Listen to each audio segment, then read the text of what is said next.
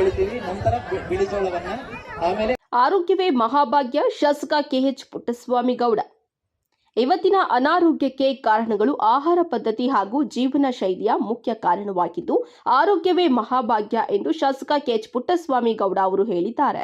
ಜಿಲ್ಲಾಡಳಿತ, ಜಿಲ್ಲಾ ಪಂಚಾಯತ್, ಕೃಷಿ ಇಲಾಖೆ ಮತ್ತು ತೋಟಗಾರಿಕೆ ಇಲಾಖೆ ಚಿಕ್ಕಬಳ್ಳಾಪುರ ಇವರ ಸಂಯುಕ್ತಾಶ್ರಯದಲ್ಲಿ ಗೌರಿಬಿದನೂರು ನೇತಾಜಿ ಕ್ರೀಡಾಂಗಣ ಹಿರೇಬಿದನೂರು ಆವರಣದಲ್ಲಿ ಆಯೋಜಿಸಲಾಗಿದ್ದ ಜಿಲ್ಲಾ ಮಟ್ಟದ ಸಿರಿಧಾನ್ಯ ಮೇಳ ಹಾಗೂ ಸಿರಿಧಾನ್ಯದ ಪದಾರ್ಥಗಳ ಮಳಿಗೆಗಳ ಪ್ರದರ್ಶನ ಕಾರ್ಯಕ್ರಮವನ್ನು ಉದ್ಘಾಟಿಸಿ ಅವರು ಮಾತನಾಡಿದ್ದಾರೆ. ರೈತರ ಕಷ್ಟಗಳನ್ನು ಶಾಶ್ವತವಾಗಿ ಪರಿಹರಿಸಲು ಮುಂದಿನ ದಿನಗಳಲ್ಲಿ ಎಲ್ಲಾ ರೀತಿಯ ಕ್ರಮ ವಹಿಸಲಾಗುವುದು ಎಂದರು. ಸಿರಿಧಾನ್ಯ ಮೇಳದಲ್ಲಿ ಶುಚಿಯಾದ ರುಚಿ ಪಾಕ ಸ್ಪರ್ಧೆ ತಯಾರಿಸಿದ 9 ಜನ ಮಹಿಳೆಯರಿಗೆ ಕಾರ್ಯಕ್ರಮದಲ್ಲಿ ಸನ್ಮಾನಿಸಲಾಯಿತು. ಈ ಸಂದರ್ಭದಲ್ಲಿ ಜಿಲ್ಲಾ ಪಂಚಾಯತ್ ಮುಖ್ಯ ಕಾರ್ಯನಿರ್ವಹಣಾಧಿಕಾರಿ ವೈ ನವೀನ್ ಭಟ್, ಗೌರಿಬಿದನೂರು ತಾಲೂಕು ದಂಡಾಧಿಕಾರಿ ಅರವಿಂದ್, ತಾಲೂಕು ಪಂಚಾಯಿತಿ ಕಾರ್ಯನಿರ್ವಹಣಾಧಿಕಾರಿ ಹೊನ್ನಯ್ಯ, ಜಿಲ್ಲಾ ಕೃಷಿಕ ಸಮಾಜದ ಅಧ್ಯಕ್ಷರು ಎಂಆರ್ ಶಿವಣ್ಣ, ತಾಲೂಕು ಕೃಷಿಕ ಸಮಾಜದ ಅಧ್ಯಕ್ಷರು ಪ್ರಭಾಕರ ರೆಡ್ಡಿ, ಮಂಚೇನಹಳ್ಳಿ ತಾಲೂಕು ಕೃಷಿಕ ಸಮಾಜದ ಅಧ್ಯಕ್ಷರು ಎಚ್ಸಿ ನಾರಾಯಣಗೌಡ, ಕೆಎಚ್ಪಿ ಸಂಸ್ಥೆಯ ಅಧ್ಯಕ್ಷರು ಶ್ರೀನಿವಾಸಗೌಡ ಹಾಗೂ ವಿವಿಧ ಇಲಾಖೆಗಳ ಅಧಿಕಾರಿಗಳು, ಕೃಷಿ ಸಂಘಟನೆಯ ಪದಾಧಿಕಾರಿಗಳು, ಮುಖಂಡರು, ಪ್ರಗತಿಪರ ರೈತರು, ಎಲ್ಲಾ ತಾಲೂಕು ನೇಗಿಲ ಯೋಗಿ ರೈತರು ಹಾಗೂ ಸಾರ್ವಜನಿಕರು ಇದ್ದರು. ವರದಿ ಅರುಣ್ ಕುಮಾರ್, ಎಸ್ವಿ, ನಂದಿ ಟಿವಿ.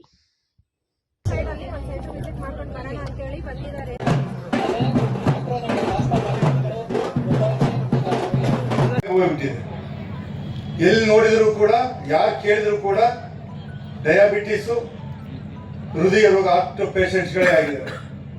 ಸುಮಾರು 50-60 ವರ್ಷಕ್ಕೆ ಬರ್ತಿದ್ದಂಥ ಈ ಕಾಯಿಲೆಗಳು ಇವತ್ತು 30 ವರ್ಷಕ್ಕೆ ಡಯಾಬಿಟಿಸು ಮತ್ತು ಹೃದಯ ರೋಗಗಳು ಬರುವಂಥ ಒಂದು ಪದ್ಧತಿ, ಒಂದು ಸಂಪ್ರದಾಯ ಸ್ಟಾರ್ಟ್ ಆಗಿದೆ.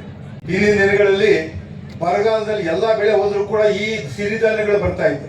ಬರಗಾಲ ಇದ್ರೂ ಕೂಡ ಆರ್ಕಗಳು ಒಂದ್ಸರಿ ಬಿತ್ತರು ಸಾಕು, ಮಳೆ ಏನು ಜಾಸ್ತಿ ಬೇಕಾಗಿಲ್ಲ, ಔಷಧಿಯನ್ನು ಸಿಂಪಡಿಸಬೇಕಾಗಿಲ್ಲ, ಉತ್ಕೃಷ್ಟವಾದ ಜಮೀನೇ ಬೇಕು ಅಂತ ಇಲ್ಲ, ಯಾವುದೋ ಒಂದು ಬಾರೆ ಮೇಲೆ ಹಾಕಿದ್ರು ಕೂಡ ಆರ್ಕ ನಾವಣೆ ಇಂಥ ಬರ್ತಾ ಇತ್ತು. ಇಂಥ ಬೆಳೆಗಳು ಯಾವುದೇ ಹವಾಮಾನದಲ್ಲಿ ಇರ್ಬೋದು, ಈ ಬೆಳೆಗಳನ್ನ ಬೆಳಿಬಹುದು.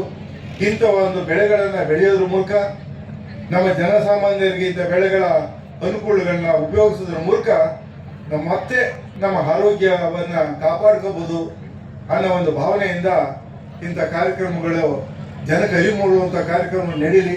ರೈತರು ಕೂಡ ಹೆಚ್ಚೆಚ್ಚು ಇಂಥ ಬೆಳೆಗಳನ್ನ ಬೆಳಿಬೇಕು, ಅದನ್ನ ಜನನ್ನ ಕೂಡ ಉಪಯೋಗಿಸ್ಬೇಕು ಅಂತ ಈ ಮೂಲಕ ನಮ್ಮ ಜನತೆಗೆ ನಾನು ಮನವಿ ಮಾಡ್ಕೊತಾ ಇದ್ದೀನಿ. ಆ ರೈತ ತನ್ನ ಹಳ್ಳಿಯಲ್ಲಿ ಶಿರಾ ತಾಲೂಕಿನಲ್ಲಿ ತನ್ನ ಮನೆಯ ಸುತ್ತಮುತ್ತ ಇರುವ ಹೆಣ್ಣು ಮಕ್ಕಳು ಹಾಗೂ ರೈತರನ್ನ ಸಂಘಟಿಸಿ ಅವರು ಬೆಳೆಯುವಂತ ಈ ಸಿರಿಧಾನ್ಯಗಳ ಮೂಲಕ ಒಂದು ಹೆಲ್ತ್ ಮಿಕ್ಸ್ ಅಂತೇಳಿ ಸಣ್ಣದಾಗಿ ಮನೆಯಲ್ಲಿ, ಈಗೆಲ್ಲ ನಮ್ಮ ಮಹಿಳೆಯರು ಇಷ್ಟೊತ್ತು ಬೆಳಗ್ಗೆ ನಾವೆಲ್ಲ ನೋಡ್ಕೊಂಡು ಬಂದ್ವಿ, ಅನೇಕ ಮಹಿಳೆಯರು ಆ ಪ್ರಾಡಕ್ಟ್ಗಳನ್ನ, ಆ ಒಂದು ವಸ್ತುಗಳನ್ನ ಈಗಾಗಲೇ ಇಲ್ಲಿ ವೇದಿಕೆಯಲ್ಲಿ ಪ್ರಚುರಪಡಿಸಲಿಕ್ಕೆ ಇಟ್ಟಿದ್ದಾರೆ. ಆ ರೀತಿ ಒಂದು ಸಣ್ಣದಾಗಿ ಹೆಲ್ತ್ ಮಿಕ್ಸ್ ಅಂತೇಳಿ ಪ್ರಾರಂಭ ಮಾಡಿದ್ದು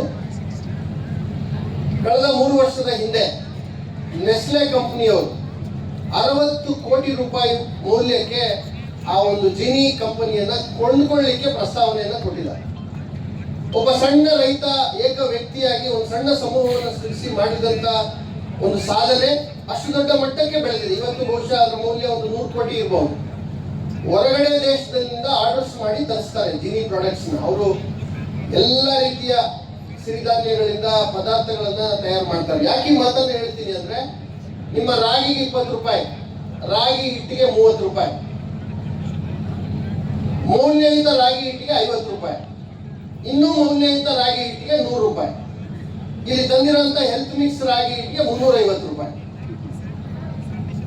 ಅದೇ ರಾಗಿ, ಅದೇ ಹಿಟ್ಟು, ಸ್ವಲ್ಪ ತಂತ್ರಜ್ಞಾನ ಅಂದ್ರೆ ಅದಕ್ಕೆ ಮಿಶ್ರಣ ಮಾಡುವಂತ ಬೇರೆ ಬೇಳೆಗಳು, ವಿವಿಧ ಪೌಷ್ಟಿಕಾಂಶ ಇರುವಂತ ಇತರೆ ಧಾನ್ಯಗಳನ್ನ ಮಿಕ್ಸ್ ಮಾಡಿ ಅವರು ಮಾಡುವಂತ ಒಂದು ವಸ್ತು.